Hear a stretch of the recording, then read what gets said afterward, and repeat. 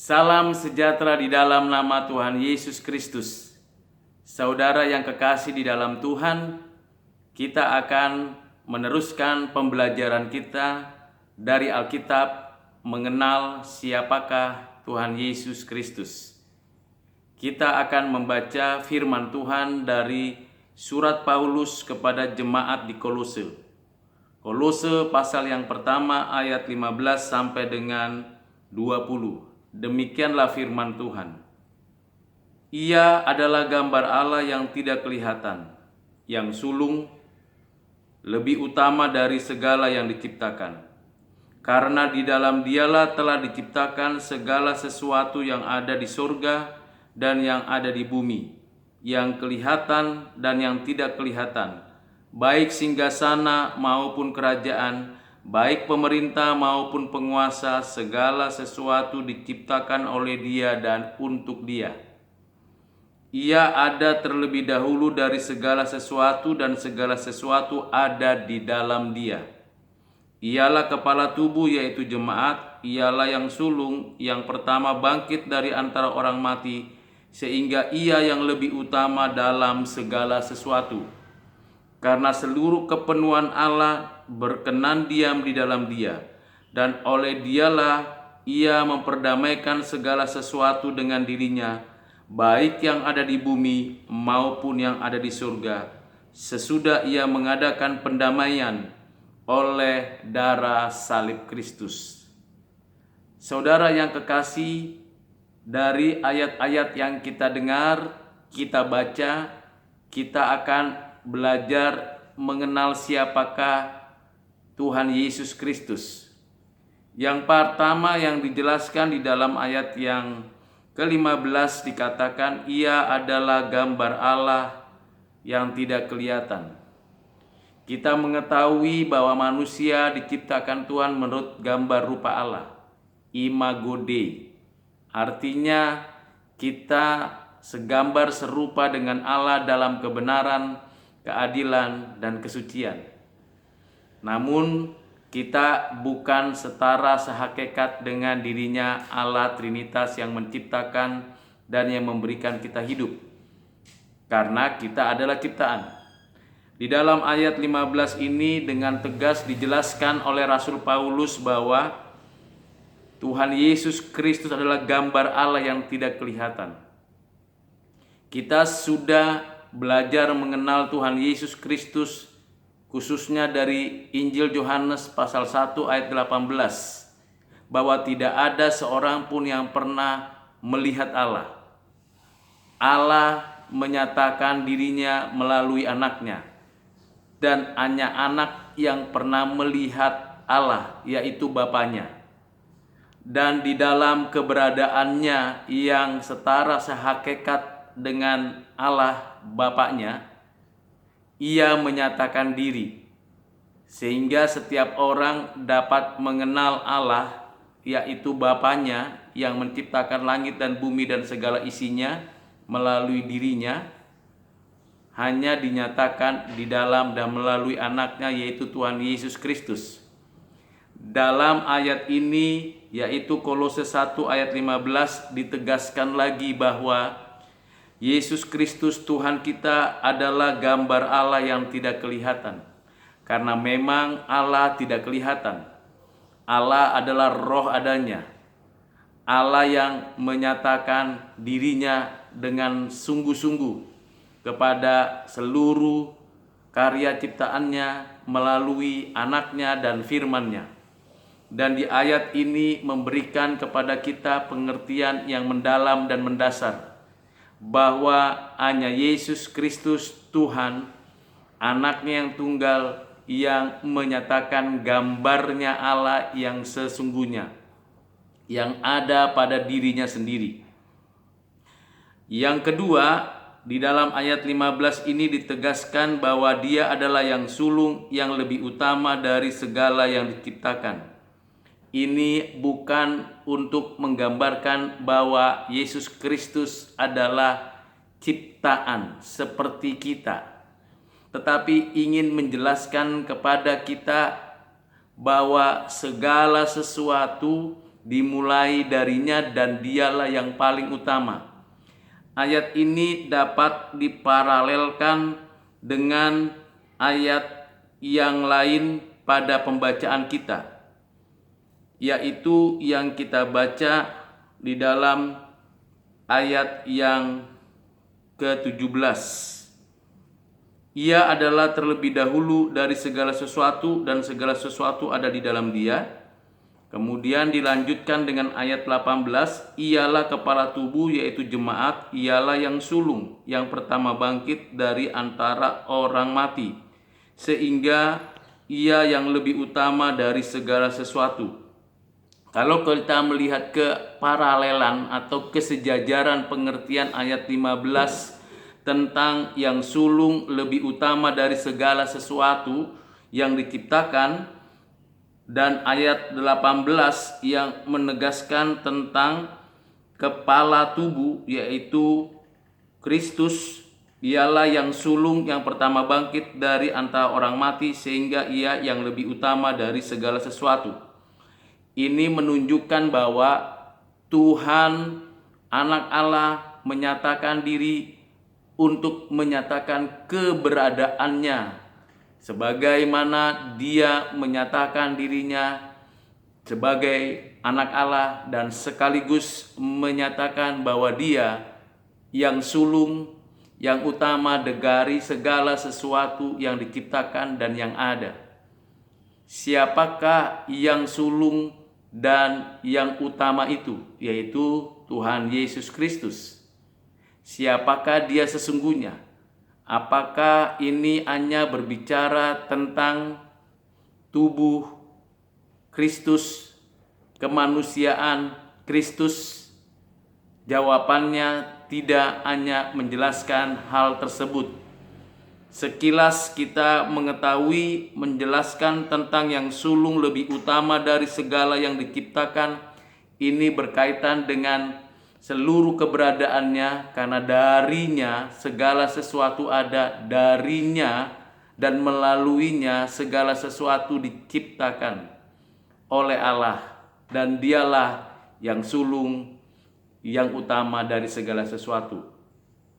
Untuk memahami pengertian ini, Rasul Paulus memberikan penegasan dan penekanan di ayat yang ke-16, bagian yang ketiga yang perlu kita mengerti.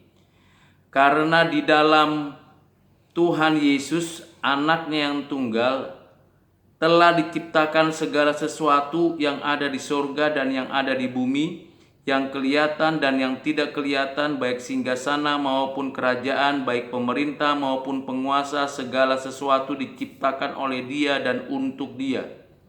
Jelas di sana memberikan satu pengajaran kepada kita bahwa hanya Tuhan Yesus Kristus yang sulung dan yang utama, memberikan kepada kita pengertian dan pemahaman bahwa di dalam Dialah telah diciptakan segala sesuatu, bukan di dalam yang lain. Di dalam Dialah telah diciptakan segala sesuatu, oleh Dia dan untuk Dia segala sesuatu itu diciptakan. Jadi di sini bukan hanya berbicara Dia adalah juga bersama Allah Bapa menciptakan segala sesuatu, tetapi melaluinya dan untuknya segala sesuatu yang diciptakan berkaitan dengan apa yang diciptakan, baik yang kelihatan, yang tidak kelihatan, di surga maupun di bumi, pemerintah maupun penguasa, seluruhnya berada di dalam kuasa, otoritas, kekuatan dari dirinya Yesus Kristus, anak Allah yang tunggal itu. Dialah satu-satunya yang menyatakan kepada dunia ini, menyatakan kepada manusia bahwa segala sesuatu ada di dalam Dia dan segala sesuatu diciptakan untuk Dia dan oleh Dia, yaitu gambar Allah yang sesungguhnya. Dengan demikian kita mengerti dan memahami keutamaan dan supremasi Kristus di dalam segala sesuatu yang ada dan yang diciptakan. Dan segala sesuatunya dimulai dari Dia dan untuk Dia, dan seluruhnya di bawah pimpinan kekuatan otoritas kedaulatan Kristus. Jadi kita sekarang sudah mengenal bahwa pribadi Yesus Kristus anaknya yang tunggal itu menyatakan dirinya kepada manusia sebagai pencipta, pemelihara, penopang, yang berdaulat, yang mengatur seluruh sejarah, yang memiliki segala yang ada, karena seluruhnya milik Tuhan, kepunyaan Tuhan, dan untuk Dia sendiri. Jelas sekali ini memberikan kepada kita pemahaman di ayat yang ke-17, yaitu bagian yang keempat, bagian yang penting untuk kita terus telusuri.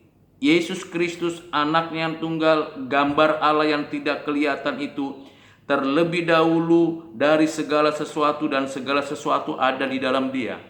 Segala sesuatu ada di dalam Kristus. Tidak ada segala sesuatu di luar Kristus, semua berada di dalam kendali dan otoritas Kristus anak Allah yang tunggal. Jadi di sini menggambarkan ketuhanan Yesus atas segala sesuatu, karena segala sesuatu milik kepunyaan Dia dan Dia yang mengaturnya.